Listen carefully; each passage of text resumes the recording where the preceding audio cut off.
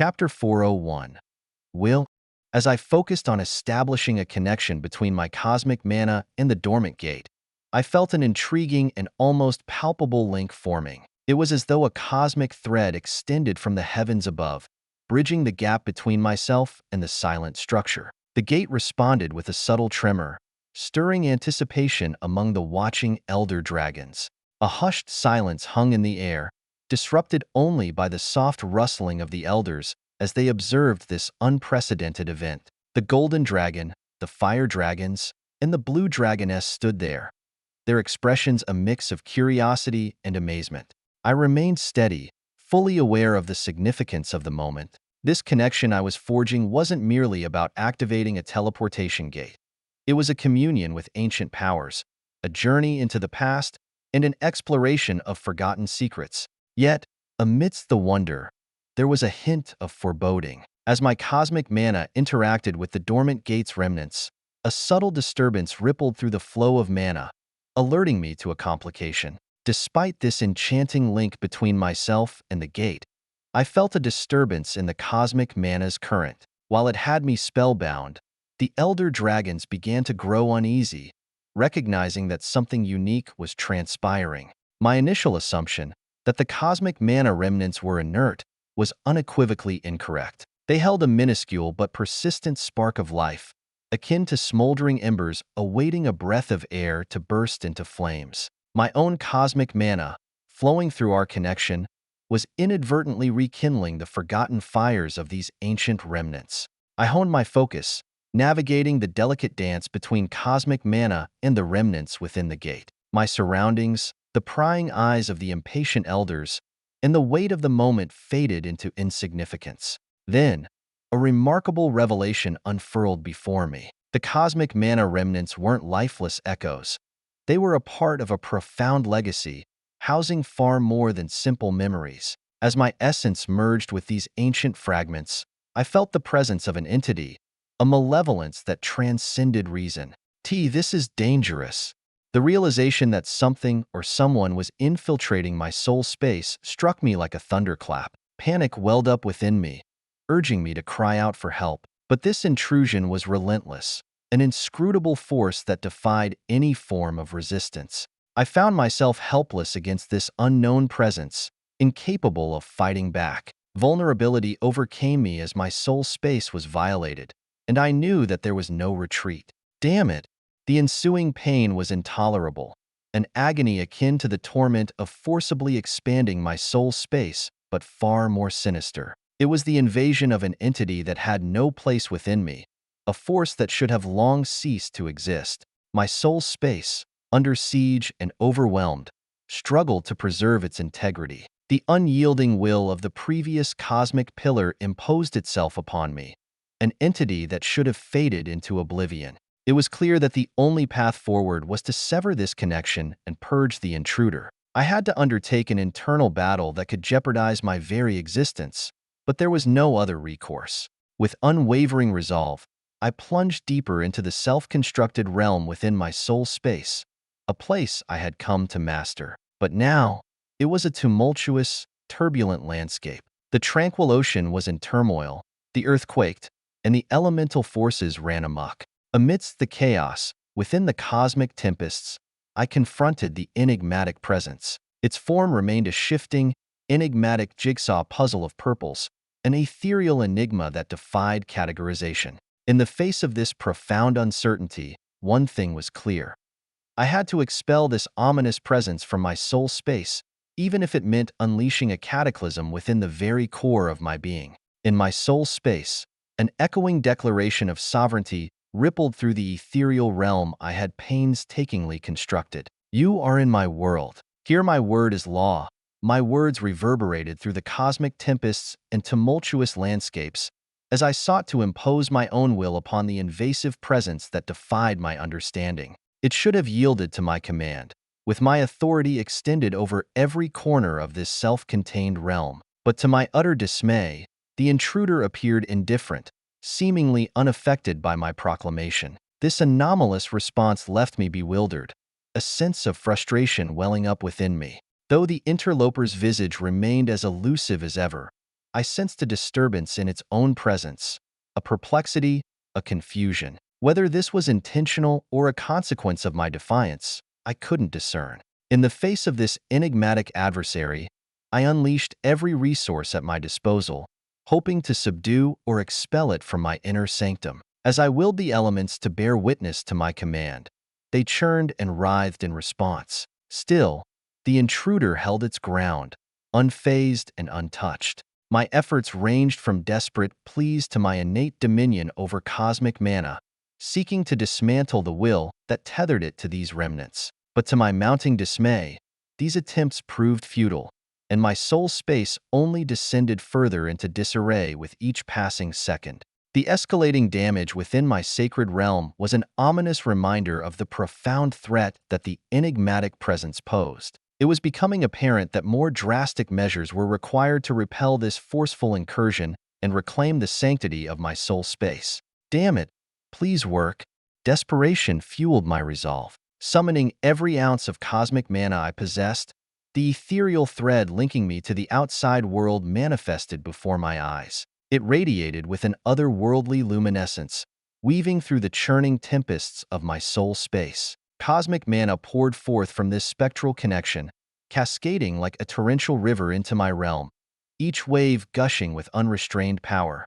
In my desperation, I paid no heed to the overwhelming influx, my soul space awash with an unprecedented flood of cosmic energy. I felt the strain and the near loss of control, yet I remained steadfast. I was determined to resolve this incursion. The cosmic mana, ever responsive to its call, surged with purpose, drawn inexorably toward the dormant gate. Its attraction was an enigma that matched the enigmatic nature of the adversary it carried. A bizarre connection between past and present seemed to bind them. As the swirling currents of cosmic mana neared the gate, the remnants of the will clung tenaciously, showing resistance at its impending expulsion. It was as though the entity was reluctant to depart, fostering an uncanny tether to the remnants of its existence within my domain. With a steely determination, I forced the cosmic torrent to overcome this resistance. The invisible presence hesitated, as if it grappled with the inexorable forces now pitted against it. A final, resolute push from the cascading cosmic energies expelled the unwelcome intruder, severing its connection to my soul space. Yet, the challenge was far from over. To prevent any potential regression, I continued to feed the gate with the abundant cosmic mana, forming an insurmountable barrier. There would be no retreat. The will of the previous cosmic pillar, or whatever enigma it represented, would not re-enter my soul space. Chapter 402. The Gate, end of Volume 5. As I channeled my cosmic mana into the now-awakening teleportation gate, the consequences of this newfound connection rippled outward, reverberating through the very foundation of the island beneath us. Its disconcerting tremors prompted solemn, shared glances among the elders, aware of the immense and precarious power we were meddling with. Celestine, however, was of a different disposition, her enchanting fascination mirroring the genuine awe of witnessing this cosmic phenomenon unfold. Grandmother's demeanor, in stark contrast, exuded vigilance. Her frown deepened as she inched closer, scrutinizing our surroundings, ready to respond to any unforeseen threats. Her seemingly diminutive dragon form belied the commanding aura she wielded, an immovable sentinel. My concentration remained steadfast, an unwavering resolve to ensure that I maintained control over the unruly cosmic mana I was feeding into the gate. The elemental forces, as capricious as ever, presented a unique challenge, but my increasing mastery over them helped mitigate their unpredictability. Heeding a refusal to risk complications, I bellowed, and my transformation began. My once dragon form expanded exponentially, sprouting additional heads from my shoulders. As this grand transformation unfolded, my connection to the cosmic energies seemed to synchronize harmoniously with the metamorphosis. It was as if this change was the key to unlocking the elusive understanding of cosmic mana. The island, meanwhile, succumbed to increasingly violent tremors. Vast portions of rocks plummeted into the abyss of clouds beneath us, indicating the impending dissolution of this precarious refuge. In response to the turmoil, Celestine sprang into action. The awakening of her earth mana manifested in an impressive display, as she deftly balanced the collapsing island by creating rocks where debris had fallen, all while maintaining the careful control of her elemental prowess. "Don't stop now, dear," Celestine chimed in, her grin reflecting an unfazed,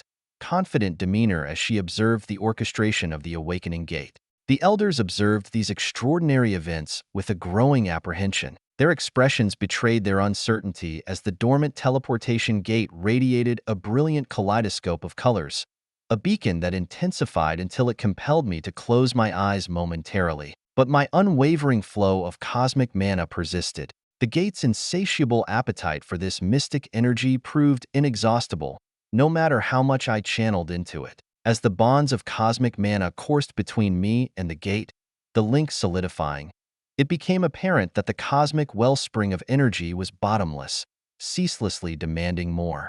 During this intriguing phenomenon, Grandmother drew nearer, her eyes locked on the slowly awakening portal. Her furtive glances strayed to Celestine and the elders, her vigilance evident in her every movement.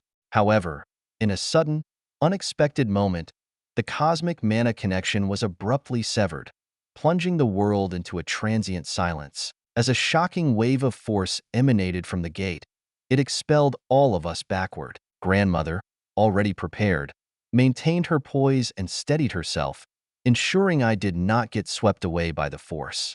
Then, amidst this startling turn of events, a hushed stillness hung in the air. It was Celestine who, breaking the silence, offered her perspective as she gazed upon the gate with an unadulterated sense of awe. "It's beautiful," she murmured, her fascination undeniably evident in her voice and expression. My eyes subconsciously glanced at the gate, now standing in full glory. The portal was activated. A light blue gate stood before our eyes, reverberating with power and the aura of cosmic mana.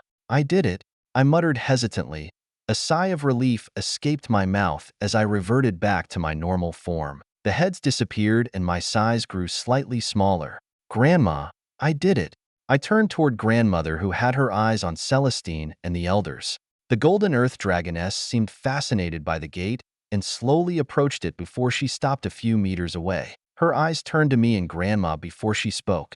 "Now, dear, would you do the honor?" Grandmother jumped in front of me, an icy stare in her eyes. "Bug off, Celestine. He's not going first.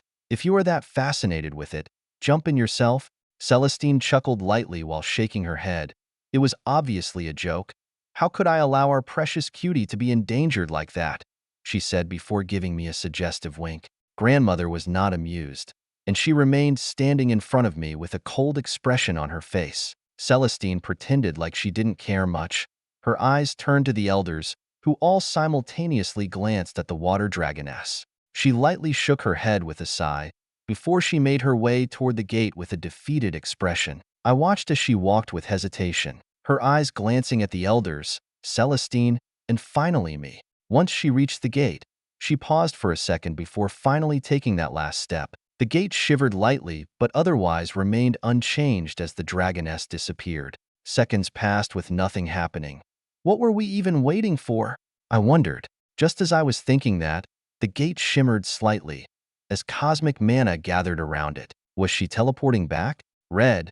That's what I saw before something flew toward the center in front of the gate. It took me a second to realize that what I was looking at was a head, the decapitated head of the water dragoness. The ground around the entrance was dyed red, as another limb flew through the teleportation gate, landing not so far from me and Grandma. It was her lower half. I could feel the mood freezing as everyone turned to look at the gate in shock. Grandmother stiffened, but remained standing firm in front of me. "Celestine, how dare you?" Grandmother suddenly cried out. The last remaining golden dragon elder was suddenly ambushed by the two fire dragons, each holding him from a side and forcefully tore his body in half. I watched in disbelief as the elder died without a chance to retaliate. Celestine had the same playful smile on her face as she stared at the entire ordeal. "What do you mean?" She lightly tilted her head and turned to look at us. My heart was beating wildly in my chest. The gate was shimmering. Someone, or something was coming, and the two fire dragon elders had their gazes turned our way. "What the fuck? What the fuck? What the fuck?" I inwardly cursed as I kept scanning my surroundings. Was this really happening? You dare turn your fangs on your own kind? Do you not fear the king's retribution? Grandma growled. The king? Celestine lightly laughed before her eyes turned sharp. The king is dead. Chapter 403. Standoff. My initial reaction was one of disbelief. Could the king truly be dead? Celestine's words, despite her air of confidence, seemed far-fetched. I couldn't shake the memory of the king I had glimpsed before, a being of immense power. It was difficult to fathom that he could have met such a fate. Before my grandmother could respond, I found my voice, emboldened by a fierce certainty. It seems like you've been blinded to see the truth. How could the king be dead? I retorted, my words laced with a determination that bordered on defiance. Celestine turned her gaze toward me, her amusement thinly veiled. Truly, you are adorable. How about it? I don't want to kill you. I really don't. So why don't you come over here and join us? Her voice held an eerie charm, and her manipulation of mana created an air of intrigue. I sensed her attempting something, a strange weaving of mana. The intentions behind her actions grew clearer as strands of mana moved with purpose. My grandmother's response was swift and resolute. She roared, "Enough!" Her powerful command dissipated the tendrils of mana, a testament to her formidable presence. Exhaling a sigh, Celestine spoke as two fire elders cautiously advanced from opposite sides, closing in on us. I'm sure you can feel it as well. Beyond the gate, it is coming, and once it does, you stand no chance. Her words hinted at a dire threat, one that weighed heavily upon my mind. I instinctively took a step back, my gaze shifting between my grandmother, the ominously shimmering gate, and the trio of approaching adversaries. Unwanted reality settled in. They were right. Whatever loomed beyond the gate was formidable, capable of tearing an elder asunder. We had no hope against such a foe, let alone the encroaching fire dragon elders. So, join us. Why must we suffer in this eternal battle? What point is there to all of this? Celestine's plea bore a sense of desperation. Grandmother couldn't contain her disbelief. Her retort was laced with a blend of anger and frustration. Have you lost your damn mind? Are you even listening to yourself? You are inviting the shade bastards into our own land. Do you have any idea what you are doing? Her reproachful gaze fell upon the two fire dragon elders. What is the point? Have you no shame? Calling yourselves elders? Calling yourselves dragons? Celestine shook her head, a hint of sympathy in her expression. I thought you, of all people, would understand. You were expelled from the council. You know better than anyone how absurd this war is. Grandmother scoffed, her disdain evident. Absurd? You inviting those bastards into our homes is what's absurd. We merely want peace. We want balance, true balance, Celestine argued. Grandmother had heard enough. She decided to take matters into her own claws. Enough of this charade. Come at me. With those words, she used her tail to nudge me in the direction of the gate. I heard her mental message loud and clear. I'll hold them back for as long as I can. Try to stop the gate. There was no time for hesitation. As I desperately rushed toward the shimmering gate, the clash of titans erupted behind me. The sound was deafening, and a blinding flash briefly overwhelmed my vision. Amid the chaos, I stole a glimpse of the battle. Grandmother had managed to push all three elders off the island, and they faced each other in the sky. The two fire dragon elders blazed like living infernos, while Celestine's skin appeared to harden, giving her an impenetrable aspect. Grandmother, although appearing diminutive in stature, emanated an aura of towering strength. I watched her battle with awe, but knew I had no time to lose. The gate shimmered as if someone or something were attempting to force their way through. Time was running out, and the cosmic mana at my disposal was my last hope. Damn it! I cursed under my breath, the weight of responsibility heavy on my shoulders. With a deep breath, I reached out to the cosmic mana and prepared to act. The familiar thread of cosmic mana descended once more, creating a connection that was stronger and more determined than before. I wasted no time and swiftly transformed into my three-headed dragon form, knowing that my power would be needed for what lay ahead. With newfound resolve, I reached out to the cosmic mana contained within the gate. However, in the midst of my focused concentration, a searing pain suddenly surged from my side, and I was sent hurtling through the air. I struggled to regain my composure, my vision clearing just enough for me to catch a glimpse of what had struck me. A colossal black rock, its size comparable to a small mountain. The sheer force of the impact left me gasping for breath and dazed. Groaning in pain, I glanced upwards and saw Celestine, who, despite being preoccupied with my grandmother, had managed to interfere with my attempt to control the gate. Damn, that hurts. I cursed under my breath, shaken by the unexpected assault. With gritted teeth, I pushed myself up from the ground and staggered back towards the gate. I immediately summoned a protective bubble of water mana that enveloped me and began to mend my wounds. The soothing effects of the water mana helped to alleviate the pain and enabled me to regain my focus. With renewed determination, I reached out to the cosmic mana within the gate once more. "Stop!" Celestine's voice roared from a distance, her pleas echoing in my ears, but I paid no heed. Explosions and the sounds of fierce combat rang out around me, but I remained steadfast. I had faith in my grandmother's formidable abilities to keep the bastards at bay, just as she had faith in me to quell the chaotic forces at the gate. Together, we could do this.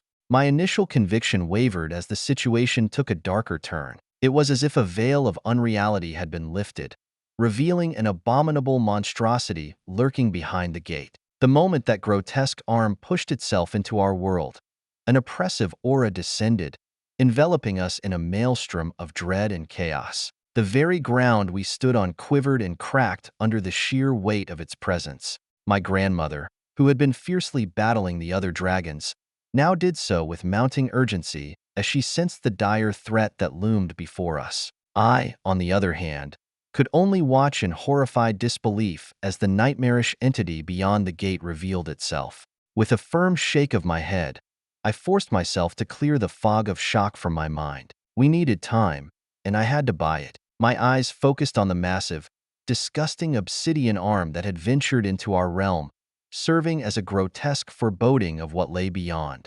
Determination surged through me, and without hesitation, I marshaled my cosmic mana into a lethal weapon. The power surged through me as I channeled it into a devastating assault against that abhorrent arm. To my surprise, the entity lurking on the other side of the gate appeared unfazed. It was as if it had not even registered the threat I posed, causing its colossal arm to inexplicably vanish from our world. "Take that, you bastard!" I yelled in frustration, my voice a mixture of anger, fear, and determination. Chapter 404. Error 404. Sorry, couldn't help myself. I desperately reached out once more, attempting to reassert control over the cosmic mana within the gate. Yet, to my growing frustration, it refused to obey my commands, as if bound by forces beyond my comprehension. "Damn it, now what?" I exclaimed.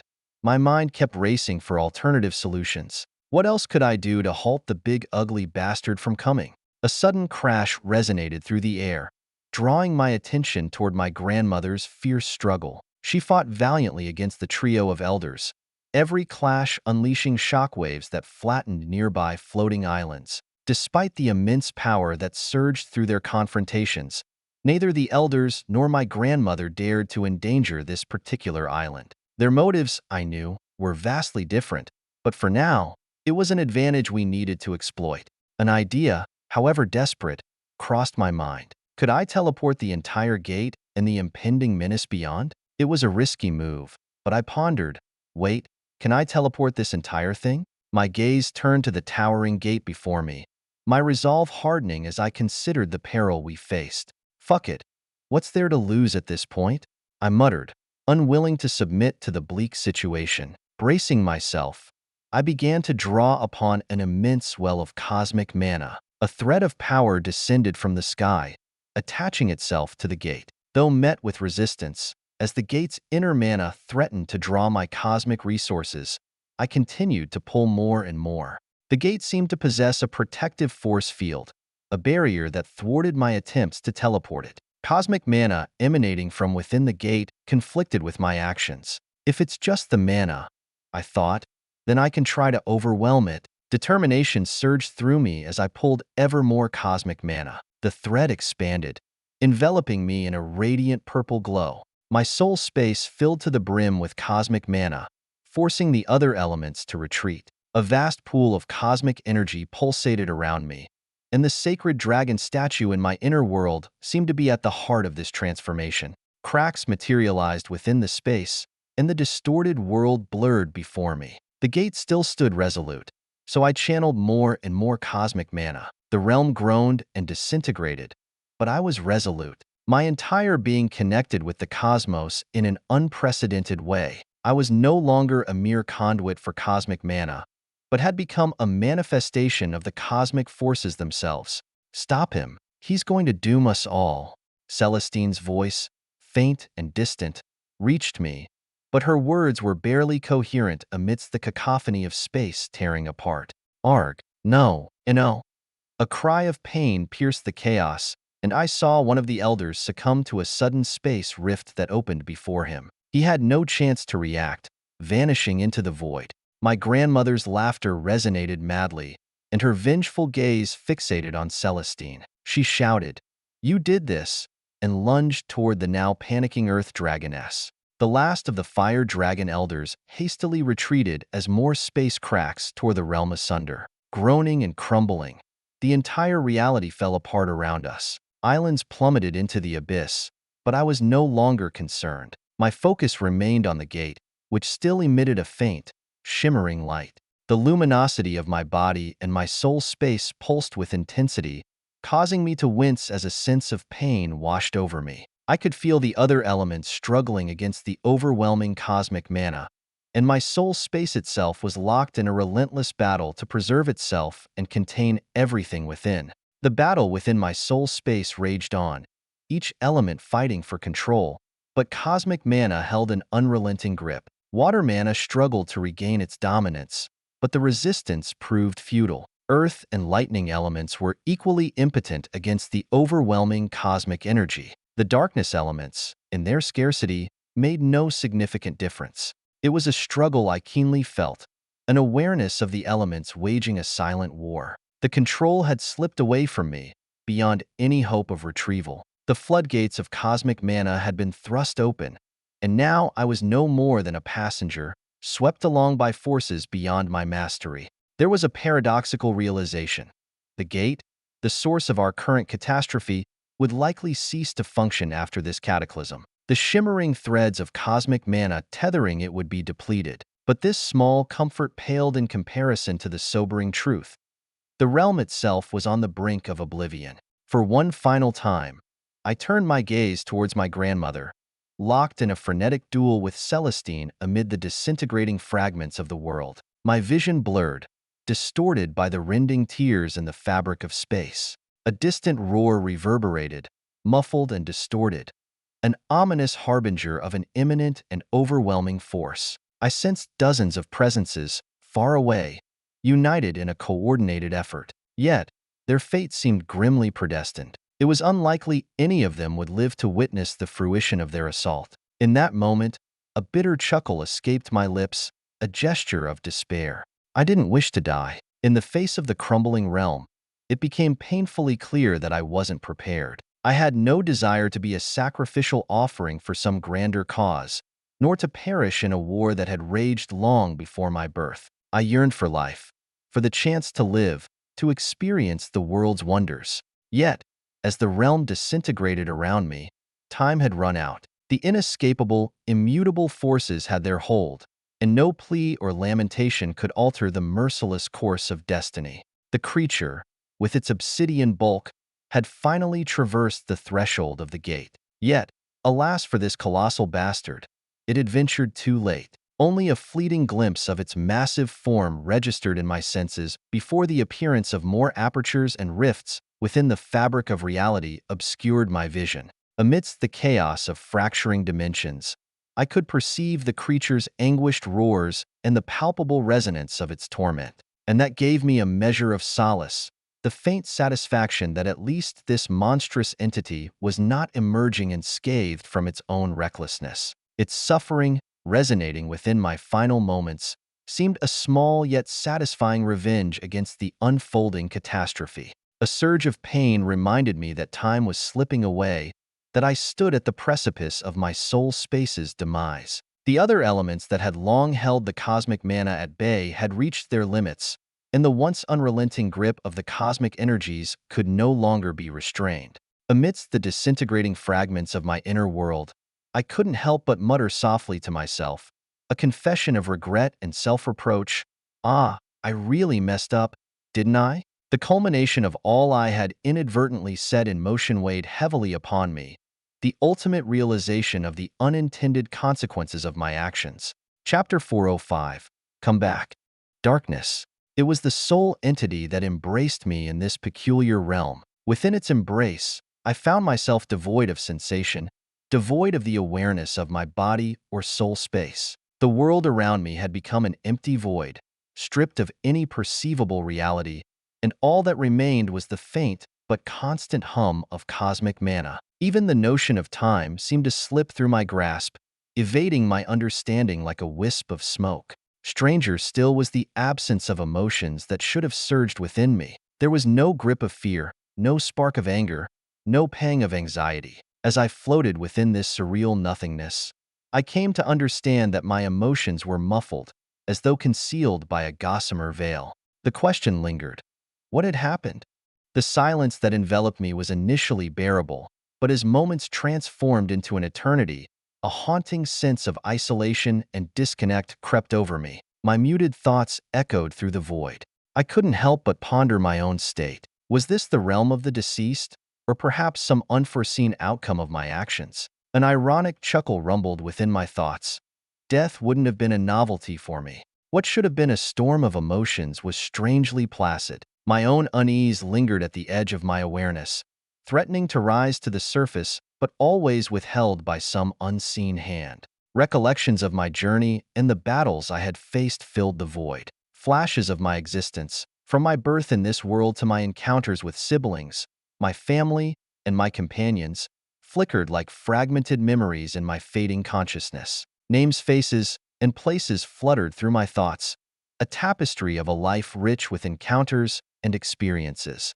Brita, my first friend, the one who had journeyed alongside me for a part of my story, found her place in my recollections. And amidst the shadows, I even spared a thought for Ember, whose fate remained unknown. As I waded through the fragmented tapestry of my past, I was briefly brought to the time before this draconic existence, my existence as a human. However, the specifics of that life eluded me like a distant dream. Yet, whenever I ventured into the realm of the battle and its stark culmination, the muted emotions beneath the veil would stir. Anger, shame, regret, they would froth to the surface, roiling within me, threatening to overtake my thoughts. But each time, they would recede, absorbed by the unyielding darkness that enveloped me. I howled silently, tears flowed without being felt, and my mind screamed in defiance. Yet, these impassioned outbursts amounted to naught. The darkness would eventually reclaim me,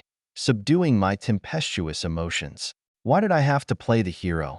I whispered to the abyss. I could have avoided this war, explored the boundless cosmos in peace. Regret colored my voice, a bitterness of missed opportunities and ill-fated choices. For the first time since I opened my soul space, I found myself unable to perceive its presence. It was shattered, its components scattered, and the elements that once had danced within it were no more. It was as if my heart ached for the water elements in particular, their absence and emptiness I could hardly bear.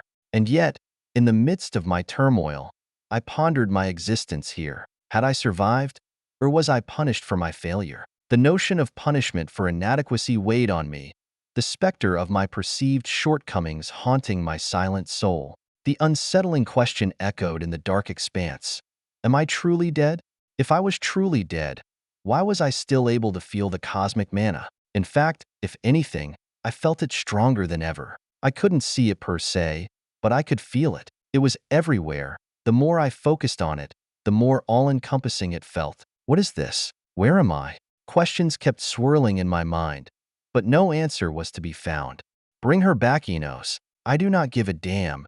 Stay in formation. Sidus's voice resounded with uncharacteristic rage and desperation, urging his companions onward. The situation had taken a chaotic and treacherous turn, leaving Sidis struggling to maintain his usual composure. He had been striving to emulate his older brother's level-headedness, often concealing his determination to be more rational and calm, even if he wouldn't readily admit it. But the events unfolding around him were pushing his limits. Dragons attacking other dragons, and gods engaged in fierce battles alongside other dragons against dragons and deities had shattered the known order. The realm had descended into madness, leaving Sidis bewildered and furious. Despite the whirlpool of emotions churning within him, he made a resolute effort to stay rational. His temper simmered beneath the surface, but he tried to maintain his composure. He couldn't comprehend how things had come to this point, and a litany of questions plagued his thoughts. In the midst of the chaos, Sidis expertly maneuvered to evade a claw strike from a rival dragon. With precision, he retaliated, closing the opponent's jaws with his own claws, causing a deadly backlash of dragon breath that bathed the ground in gore and brain matter. A brief moment of relief washed over him. His gaze shifted to Enos, who was valiantly attempting to restrain a furious Essie. Such a scene had been unimaginable, and it struck a chord of disconcerting realization within Sidis. In this tumultuous moment, his priorities had dramatically shifted. Brita was entangled in combat against two deities. Her tenacity and the aid provided by Imi kept her standing. Sidis's gaze, however, drifted upward to the sky, where their mother battled against an enigmatic force hidden beyond the veil of clouds. Exasperated, he muttered a curse under his breath before rushing to join Enos and Essie. "Let me go. I can do it," Essie pleaded, her voice tinged with determination. Sidis's response was swift, a roar that silenced her and elicited a pitiful expression in return. Inwardly, a pang of empathy tugged at his chest, but this wasn't the time for such sentiments. "I know you can," he said with firmness, "but look around you. Now isn't the time to prove yourself to us. You need to stay alive. So stick with the group, understood?" Essie's voice was feeble, but she nodded her agreement. Enos's question hung in the air, accompanied by a grave tone. "What do we do? Weren't we supposed to be launching an all-out attack?" The uncertainty that plagued them was palpable, but Sidis managed to respond through clenched teeth. "I don't know, but for now, stay close and stay together." He had made a promise to his brother, and he was determined to keep it. With an unspoken vow, he affirmed his resolve. "I'll protect them, all of them. So come back quickly, brother." Chapter 406. Running for Safety. "We can't leave her here, Sidis." Enos' protested concern etched across his features. Sidis, however, was resolute and pragmatic in his response, his tone unwavering. "Use your brain. What good are we to her? We can't even approach their fight. I'm not going to risk our lives by staying here.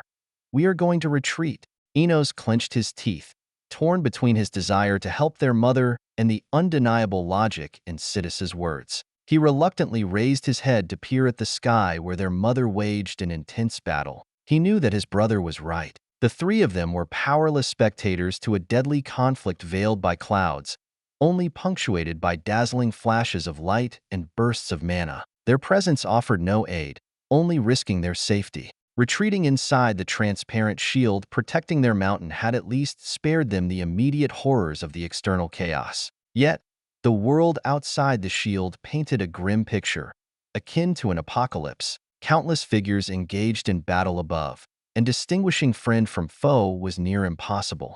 Their mother was fighting a horde of invaders, and with their father gone, grandfather nowhere to be seen, and Ether absent, the situation was growing increasingly dire. "Damn it," Enos cursed, his frustration palpable. Essie, their youngest sibling, spoke up with trepidation. Where are we even supposed to go?" The question hung in the air, and everyone turned their gaze to the sky and the tumultuous world around them, pondering the uncertain path ahead. Chaos reigned, and it seemed that no place remained safe. After a protracted silence, Imi broke the deadlock with her suggestion. "How about we head to the mortal realm?" "Mortal realm?" Sidis questioned, his disbelief apparent. "What are we even going to do there?"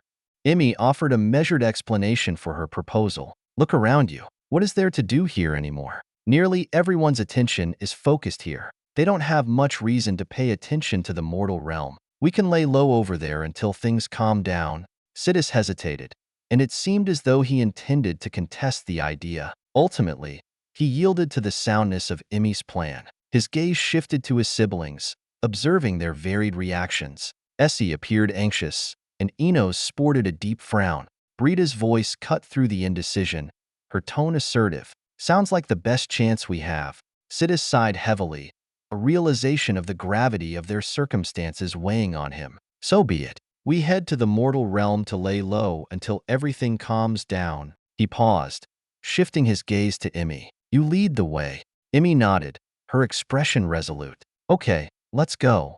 Leaving the mountain proved to be relatively straightforward, but traversing to the ocean presented an entirely different set of challenges. The ongoing clash between forces in the sky and on the land sent constant shockwaves rippling through their surroundings, hindering their progress and making it feel painfully slow. Their journey was further complicated by the frequent appearance of deities and dragons. It was a daunting task to distinguish between friend and foe amid the chaos, but the group persevered through the uncertainty. Sidis used his darkness element to cloak them, although maintaining the cover amidst the elemental tumult was an arduous endeavor. Enos took the lead, using his formidable dragon form to forcefully clear a path when needed, while Essie and the others provided support. Behind, Brida's voice rang out, alerting the group to a sudden threat. Sidis, acting swiftly, materialized behind a deity that had launched an unexpected attack.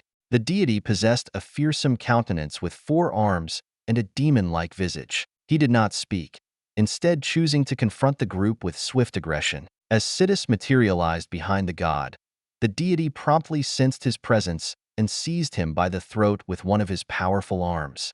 In a dramatic turn of events, Brida's spear, wielded with precision and determination, severed the deity's arm, freeing Sidis from the menacing grip. Unfazed by his injury, the deity immediately turned his attention to Brida. Without hesitation, he rushed toward her, only to face another onslaught. Enos, swift and mighty, lunged at the deity, his jaws aimed for the god's neck. The deity, perceiving the imminent threat, raised his 3 remaining arms in a desperate bid to shield himself. Enos managed to tear 2 of the arms in the process, leaving the god wounded.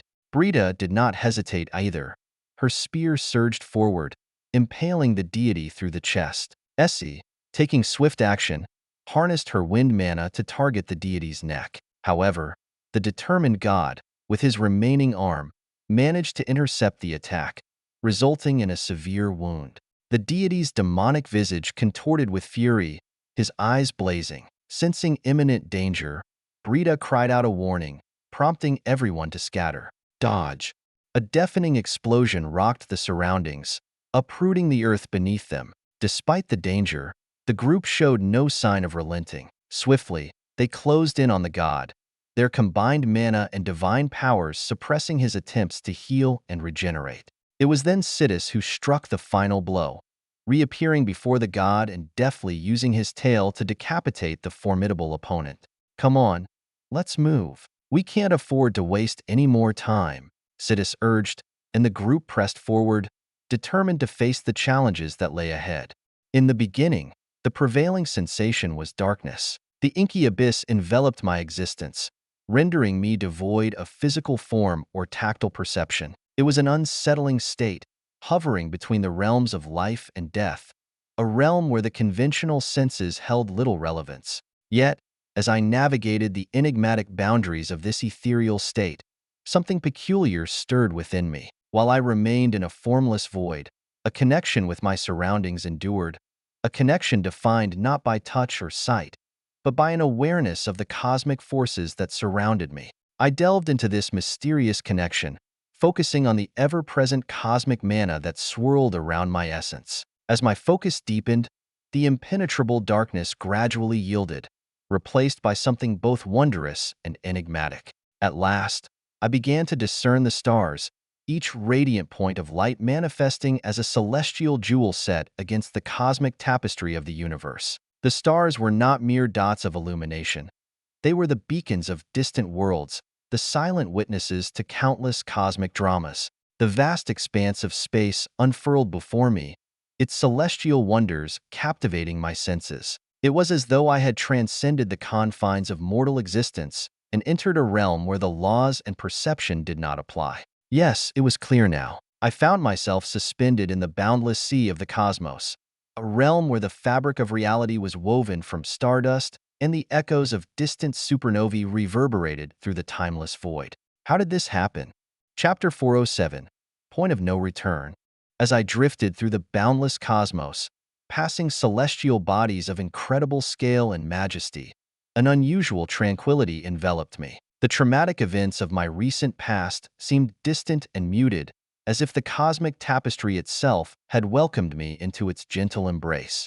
It was a surreal sensation, one that defied explanation. The grandeur of the cosmos extended before me, a breathtaking display of wonders that stirred a deep fascination I had harbored since my earliest memories. A fascination that transcended my very existence and now found its ultimate fulfillment as I traversed the heavens in this formless state. I marveled at the effortless way I navigated this celestial realm. No longer confined by a physical body, I moved with a fluidity that mirrored the seamless ebb and flow of the universe itself. Teleportation, a once conscious and calculated act, now occurred naturally, akin to an instinct or an inherent part of my essence.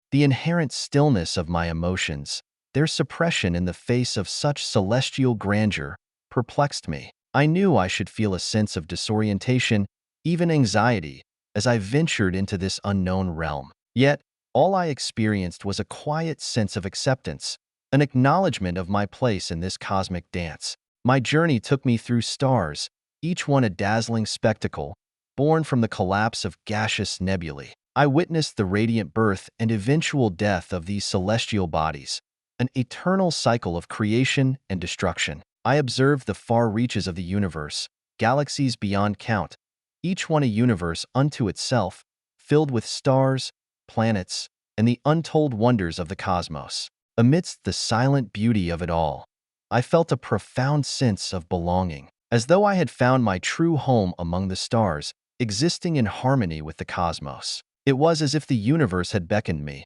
revealing its enigmatic secrets and offering a serene refuge from the chaos and strife I had known before. Lost in an inexplicable state, I couldn't gauge the passage of time. It was as though I had transcended the constraints of reality, drifting from one enigmatic place to another. Then, an imperceptible shift in the cosmic mana enveloping me drew my attention. This change, though subtle, was discernible thanks to my heightened sensitivity to the cosmic energies. It was as if the cosmic mana itself had taken on a sentient quality. A smooth, ancient voice reverberated through my mind, echoing with the weight of eons. "You are not supposed to be here," it intoned, and a shiver ran down my spine. Instinctively, I scanned my surroundings, my senses on high alert, yet found nothing tangible. In an effort to steady my racing thoughts, I cautiously extended my consciousness toward the cosmic mana and hesitantly asked, "Hello?" The voice responded, its tone carrying an air of wisdom and authority.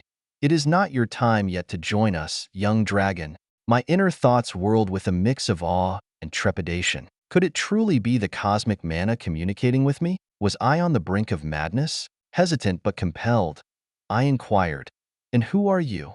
In a surprising departure from the expected enigmatic response, the voice replied with calm assurance, "I am your predecessor, young dragon." His words stirred a torrent of emotions within me, and I couldn't restrain my curiosity. "The previous cosmic pillar? But you're dead?" The voice chuckled softly. "Haha, indeed I am." Silence hung in the air, and when the voice offered no further explanation, I couldn't hold back my rising anxiety. "If you are the previous cosmic pillar, and you are dead, how am I able to converse with you?" "Wait, am I dead?" With a measured cadence, the voice replied, I suppose physically you are." The realization crashed upon me like a tidal wave. I was dead. The notion had been lurking in the recesses of my mind when I could no longer sense my soul space, but hearing it stated so bluntly was a jolt to my very being. "Wait," I stammered. "You said physically?" "Indeed," the voice affirmed calmly. "Your body no longer exists. It has been torn apart into shreds, along with your soul space." I struggled to maintain composure, my emotions roiling beneath the surface. "But If my body and soul space are gone, how am I still here? Is this the afterlife? That is because you are a cosmic dragon, the voice explained with a serene gravitas. Your soul space is the cosmos itself. The cosmos? I hesitated, my understanding faltering. For a moment, the voice remained silent, as if gathering the words to elucidate the cosmic mysteries. Finally, it spoke. When a cosmic pillar dies, we return to the cosmic mana. That's why your current form is shapeless and formless. Doesn't that mean I'm truly dead? I queried. The voice released a sigh, its tone filled with patience. No, child, you have a choice to make. You may merge with us, returning to your origin, which would, in essence, render you dead many before you have made that choice. Alternatively, you can choose to go back. Go back, I muttered. How can I do that? The voice chuckled softly, as if expecting my response. We have been watching you, brave but reckless, intelligent yet naive, proud and yet humble, strong but not enough. You are a bundle of contradictions, young dragon. Before I could respond, the voice continued, you must choose, should you wish to return. Your body will be reconstructed, but you will only be able to wield cosmic mana. You will no longer possess a soul space, but you won't require one. You will become a true extension of us, an embodiment of the cosmos.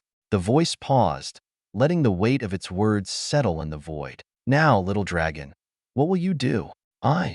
With a sense of serenity, the voice responded, its words imbued with a soothing cadence. Take all the time you need, little one. In this realm, time is something we have in abundance. I couldn't help but seek reassurance, my voice trembling as I asked, are you absolutely certain that I won't have access to other mana elements?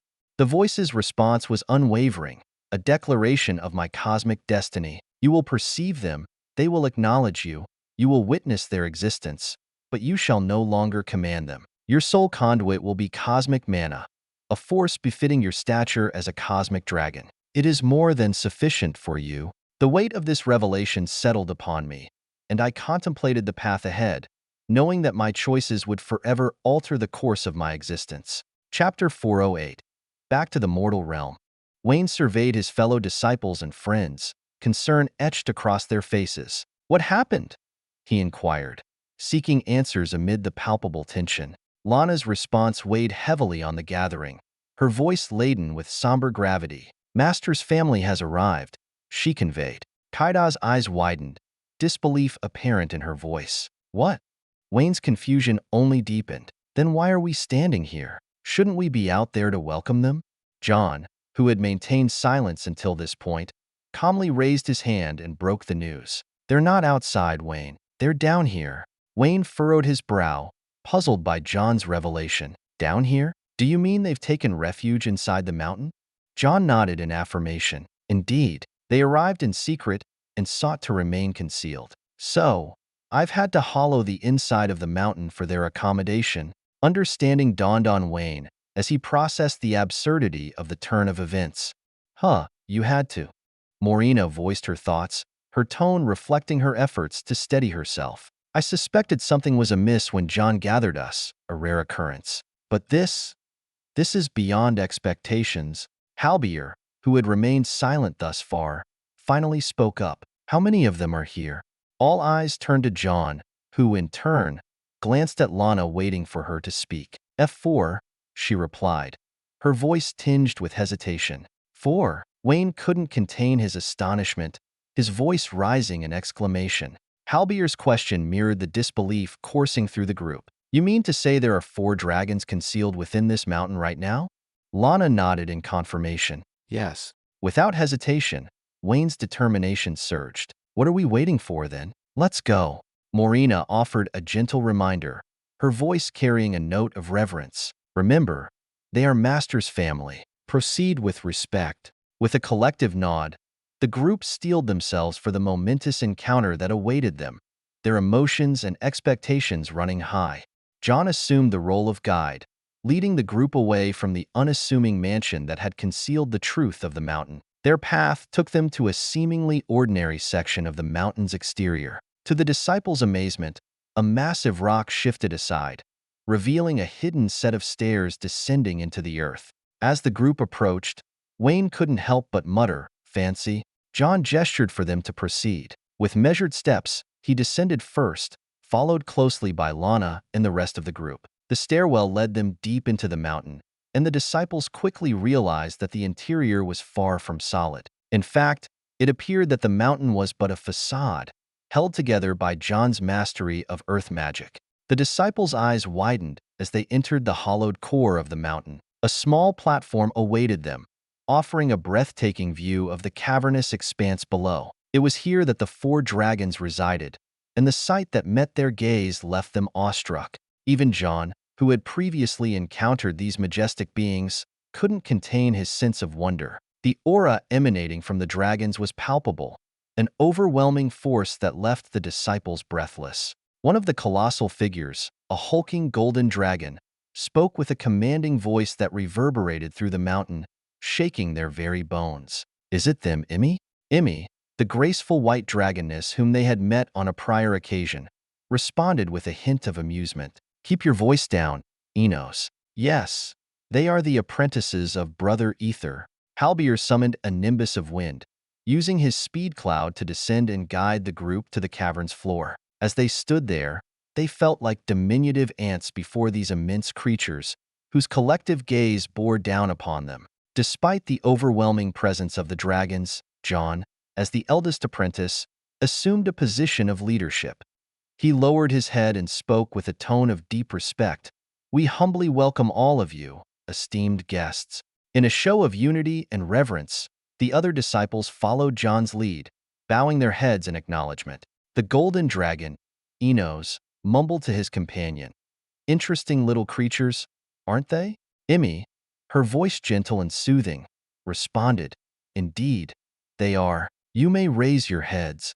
With a sense of wonder and anticipation, the disciples gradually raised their heads, ready to engage with the legendary beings who had ventured into the realm of mortals. The presence of these ancient dragons, concealed within this mountain, was a sight to behold, a convergence of 2 worlds that filled the disciples with awe.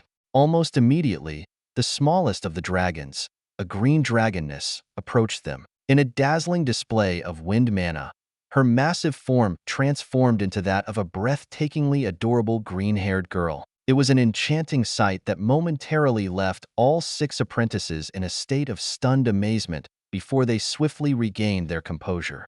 Her voice, slightly high-pitched and filled with an irresistible charm, resonated in the cavern. "Wow, that was wind mana. Can you do that again?"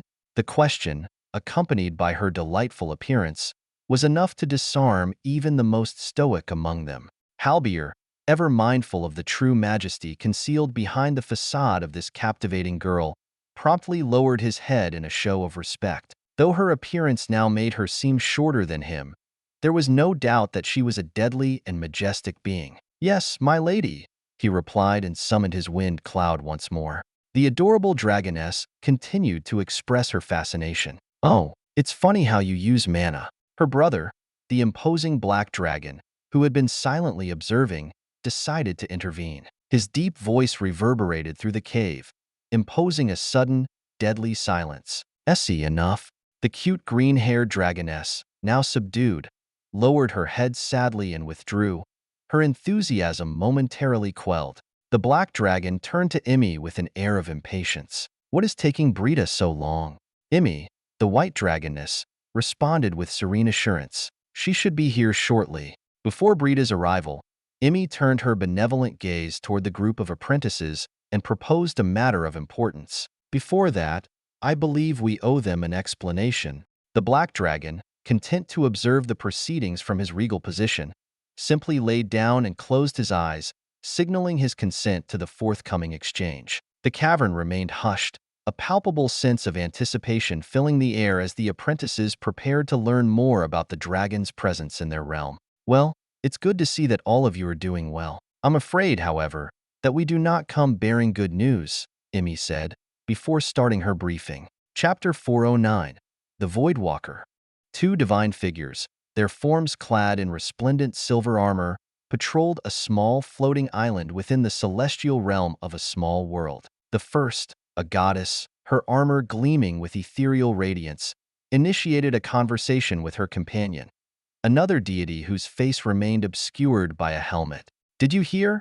she inquired, her voice carrying the weight of urgency and curiosity. The helmeted deity, barely visible eyes beneath the protective visage, quivered slightly with a mix of awe and fear. "Are you referring to the Void Walker?"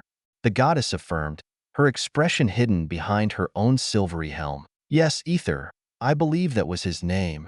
"Yes," he responded with disbelief, his voice muffled by the helmet. "I heard he fell during the great attack on the council, back in the main world. But how?"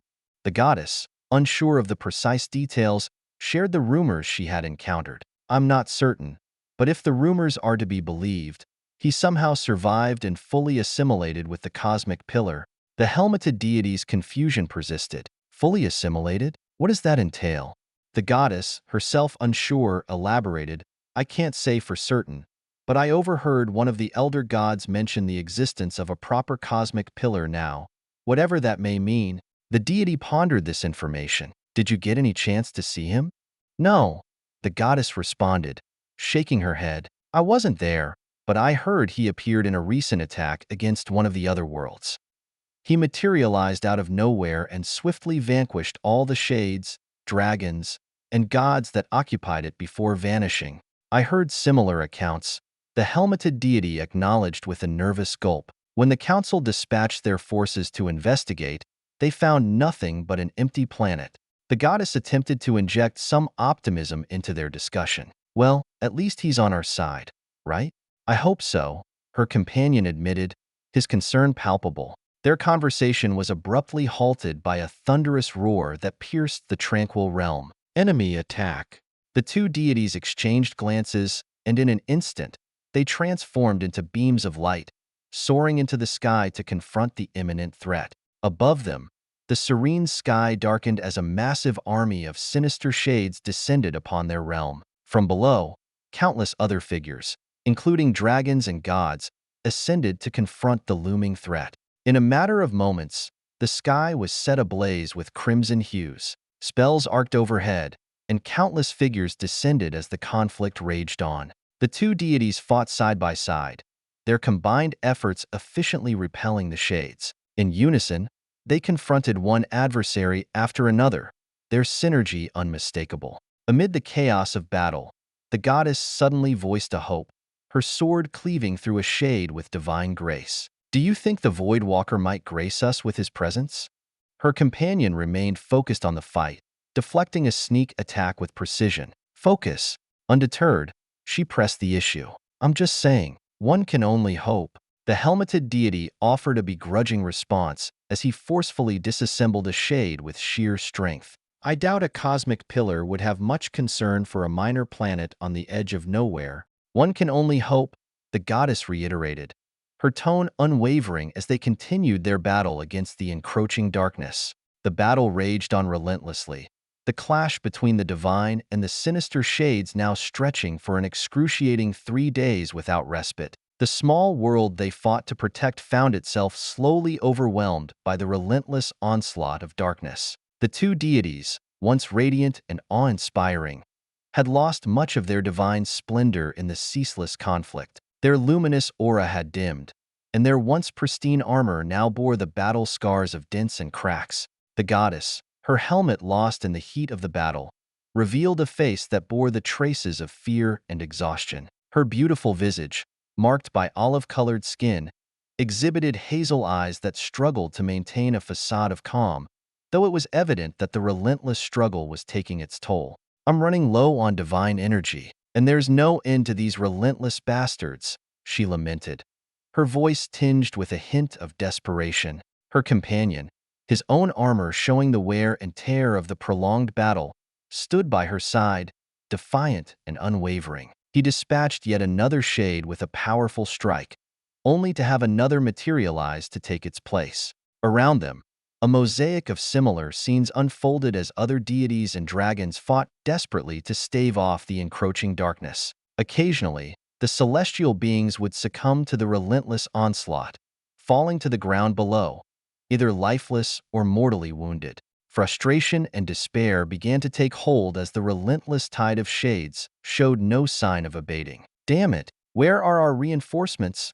the goddess cursed, her voice now tinged with a sense of hopelessness. The once mighty defenders of this realm found themselves pushed to their limits, their determination slowly giving way to the grim realization that they were running out of time. Just then, in the midst of the relentless battle, a sudden and inexplicable sensation enveloped the entire world, silencing the cacophony of warfare as if time itself had ground to a halt. The goddess, her blade poised perilously close to the eye of a shade in its beastly form, felt her eyes widen in astonishment as the world around her fell into an eerie, surreal stillness. In the blink of an eye, the world returned to its chaotic state, but with one remarkable difference. The inexhaustible tide of shades, which had seemed impervious to defeat, had vanished. Their shadowy figures disappeared from the realm, as though they had been swiftly and efficiently erased from existence, leaving behind a stunned and bewildered army of celestial beings. The goddess, her hazel eyes widening with astonishment and disbelief, instinctively turned her gaze skyward. There, for a fleeting moment, a faint image of a mesmerizing purple dragon materialized before dissolving, as though it were nothing more than an illusion. But she knew that it was far from illusory. "The Void Walker," she whispered to herself, her voice filled with wonder and awe. The realization of his presence and the impact of his intervention left her and her fellow defenders of the realm in a state of amazement, as they struggled to comprehend the enigmatic savior who had single-handedly turned the tide of their seemingly insurmountable battle. Chapter 410. A Bard?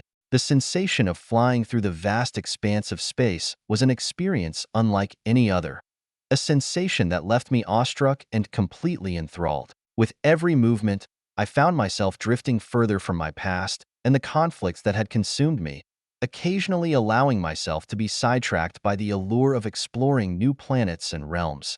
Though these planets and places held little significance in the context of the war that had once consumed me, I discovered that I derived immense satisfaction from this newfound form of exploration. It was as if I had adapted seamlessly to my current body, which bore a striking resemblance to my previous three-headed form, with scales that emitted a mesmerizing and ethereal purple glow. Yet, there was a disconcerting aspect to my transformation, the absence of my soul space. It left an unsettling void within me, as if there was nothing inside to anchor my being. Instead, the universe itself seemed to have embraced me in its entirety. The cosmos enveloped me, and in this sense, I felt nearly invincible, a dangerous thought that I had to keep in check. I was acutely aware of the temptation to become intoxicated by my newfound strength, but I pushed such thoughts to the recesses of my mind. Now was not the time to lose myself in the beauty and grandeur of the cosmos,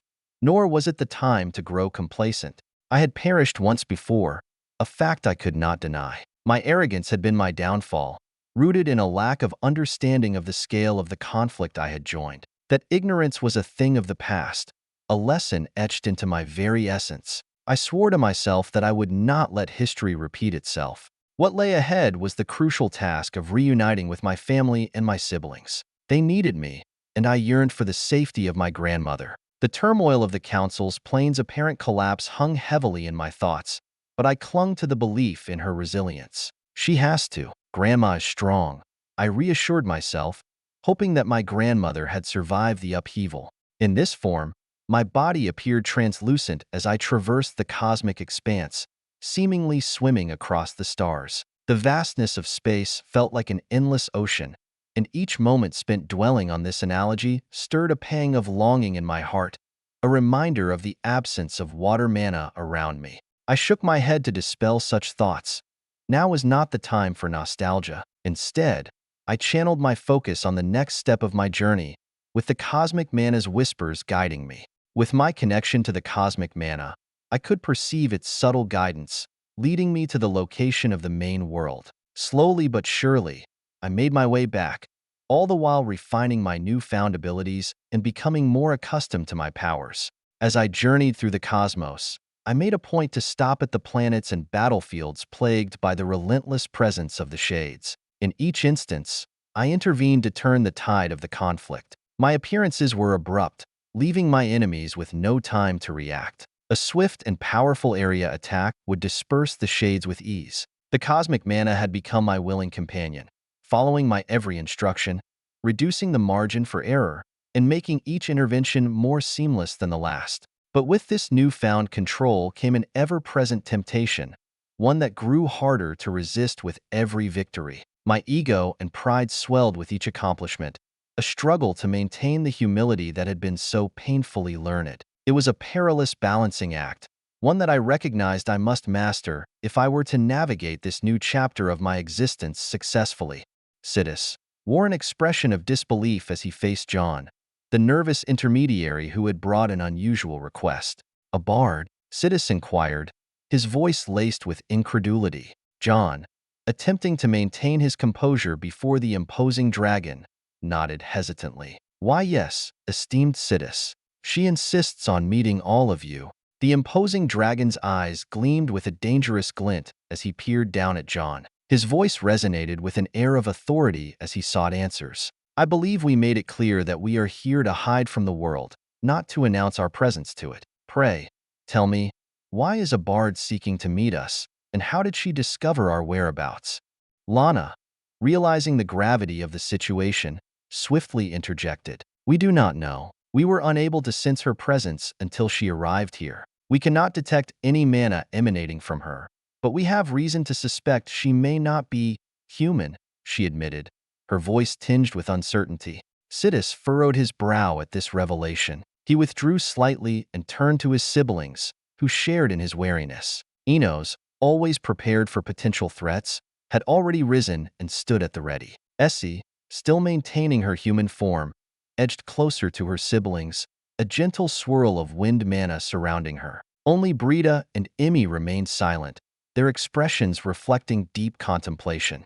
Sidis, seeking the counsel of his twin sister, turned to Emmy. "What do you think about this situation?"